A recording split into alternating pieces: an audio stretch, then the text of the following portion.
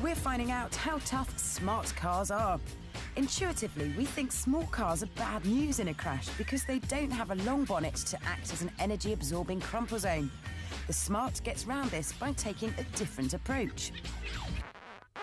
The key to its defences is its so-called Tridion safety cell, a rigid steel cage reinforced at key points. Smart describe it as the hard shell of a nut, with small but efficient crumple zones both at the front and at the rear. In theory, getting inside is like putting on a suit of armour.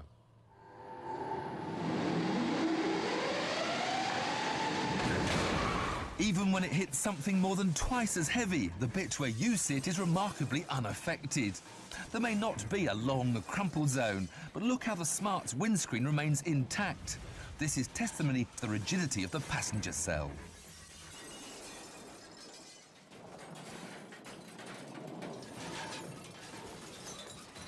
The downside of the shell's rigidity is that there's a greater potential for the crash forces to be transmitted through to the passengers. Ideally, you want to slow them down as gently as possible. So you get seatbelt tensioners that stop you lurching forward violently, and they're fitted with force limiters that give you a bit of slack before they dig into your chest. The car's also fitted with a driver airbag, a passenger airbag, and a steering column that will retract out of the way in a crash to give you more room to slow down. That's the theory, but no one knows how the car will behave when it's crashed at 70 miles an hour, which is where we come in. We've enlisted the help of engineering guru Dr. James Brighton. His team have converted a Smart so that the brakes, steering and throttle can be operated via remote control.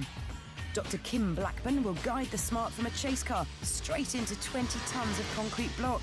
It'll be similar to losing control at 70 miles an hour and spearing off into the temporary barriers on a motorway. Surely now the Smart has met its match. Kim to James, 10 seconds. 10, 20, 30, 5, give me space, make it.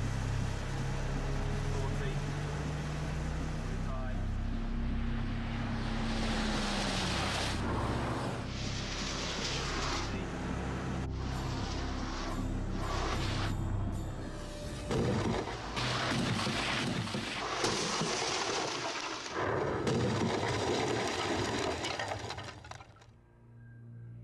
From 70 miles an hour to naught in 1 second.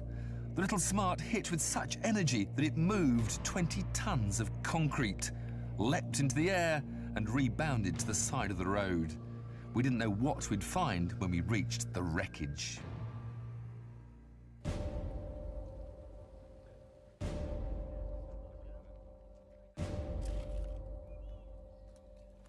The steel cage has certainly done its job really well. You can still see the original shape, just that one nasty kink there. Don't forget, this is a car without a roof. The plastic was just shattered. So without even the strength of a roof, there hasn't been that much effect. You can in fact open the door. Bits fly out. And it's only really when you come around the front you do see that massive impact. Around the other side though, it still looks remarkably like a Smart car. You can see the full shape of the door. Indeed, the door not only opens normally, it closes again. So that does show how well that cage has worked on this impact. We were staggered at how well the Smart seemed to have stood up to our high-speed collision, but couldn't help wondering how a conventional small car would have performed in a similar test. So we found out. Another remote-controlled 3-star NCAP car, 70 miles an hour into concrete blocks.